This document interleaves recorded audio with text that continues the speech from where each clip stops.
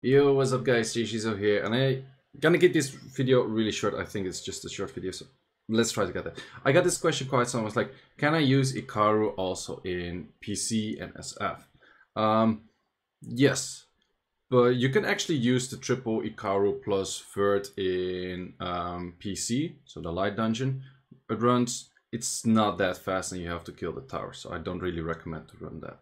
Also, if you use determination runes, you're gonna have to switch it off because in both of my teams of both SF and both PC, in my main teams of both of them, I use Icaru, but that Icaru needs to be self-supporting, so it has to have the 2381 defense, which it doesn't have while I run it in MB10, or not MB10, MB12 and DB12.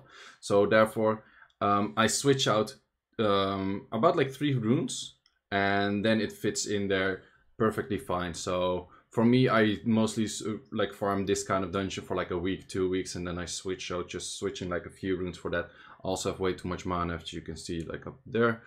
I don't really care about it. I get more mana than I spend, so yeah, that's that. So this is what my Icaru looks like, and I'm gonna go over the teams. So let's just do it in single runs. Let's start off with the one I think it works better, is the PC one.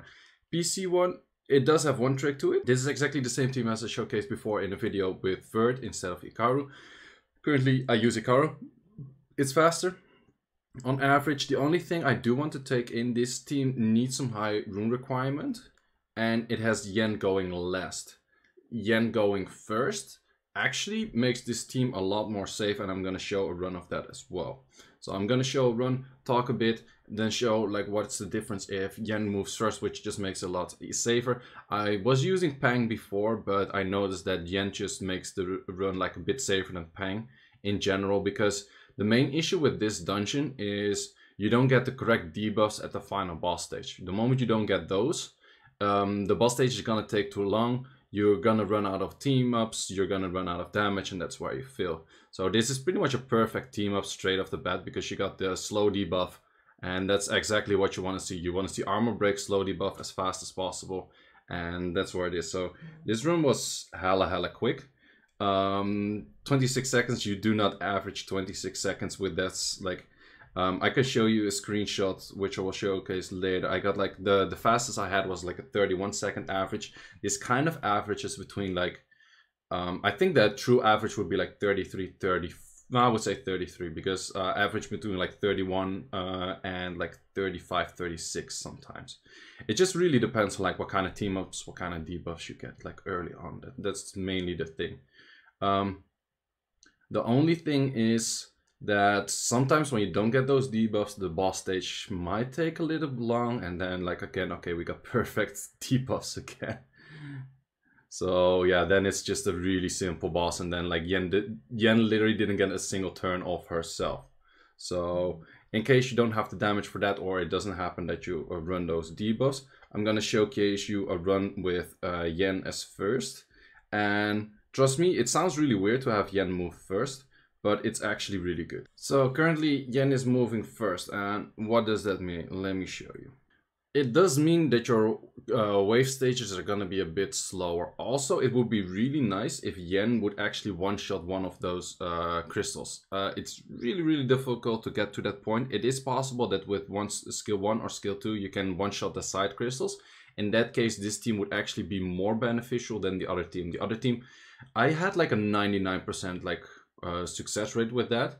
With this, I have 100% success rate. Well, let's say 99.9. The thing is, if Yen moves first, she does the dot skill, or she does the first skill, there's so much more chance that the boss will just straight up die like really fast. The dots of course do a lot of damage and give him a turn, but he will take the turn anyways right after you attack it. So either way, that's fine. If you start off with a slow debuff, it's also fine, because that increases the damage output by a lot. So therefore, your boss stage, like if you notice that you're dying in the boss stage with this exact team, try to make Yen move first. It's gonna slower your like overall run by a bit, because like if Yen would kill it there, it would of course be more beneficial.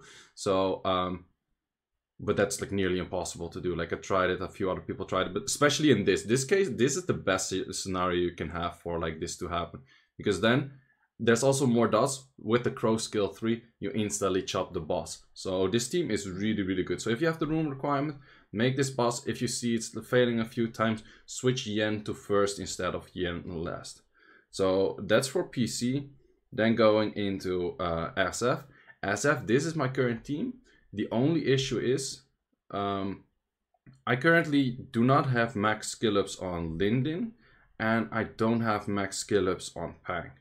Because of those, well, Pang is not a big issue, LingLing is a big issue, which will also slower the run. This is, however, still the current team that I use. It is currently about 98%, which is a little bit an issue. I prefer like 100% runs, but it's pretty difficult to get like a fast 100% run for this. If you have one, let me know in the comments. I tried some stuff with like Ager instead of Icaru here. I tried it with, like, I've seen some people do it with like triple Rogue, which is also an option. But all of those, it's still kind of dependent on, are you gonna get this skill as fast as possible or the skill 2? So if you do get the skill 2, it's pretty easy. I did get my fastest time with H1, which is a 27-second, but it's like just depending on like the team ups and that kind of shit. It is a really fast team. The only issue is still like your time really depends on like how fast do you get the armor break and how fast do you get the beneficial block. If you don't get those, then it's a bit slower in general. After this run, I'm gonna go over the runes. For this team, it's not that fast. It's averaging about like 45-ish seconds because you don't always have like the beneficial block. So if you don't get those, runes tend to get like quite a bit longer, which is not that beneficial, huh? So yeah, that's where I use, that's where I use the Icaru and just like a single Icaru. So most of the time you see also there's a lot of team ups. Team up skill 1 of LingLing into skill 2 has a really big chance that she will like do her second skill. Also Icaru is water really tanky. So the boss, like his skill that he like focus fires will go on Icaru. Therefore, Icaru will always armor break on that because he will counter, or not always armor break, but he will counter that. And also the left tower will also always focus Icaru. So therefore, with this team, your team is also a bit more safe than with other teams because Icaru is taking like the single target damage. So is this the best team out there? Probably not. It would be like upgraded with like with extra skill ups. But yeah, those are the teams I'm having. Gonna go real quick over the runes of both of the teams, and yep, that's it. So for the runes, running a shield set. Shield set is not necessary, it's just good runes, I guess. Came from the last place where I used her, which was PC, so she still got the shield set from that, haven't changed her since. My rogue, same rogue as I've showed in like the other videos. The other rogue still exactly the same as I've showed in the other videos. Then we have LingLing, which is double will. Double will still pretty needed because in case she doesn't get her skills off in the first rotation, she has a backup and she can do it in the second rotation. Fight is just there to do whatever, make sure she has enough Aki. And then the Icaru is the Icaru that I showed at the start of the video. Then we're gonna go over to the other team, which is exactly same Rogue, same Icaru.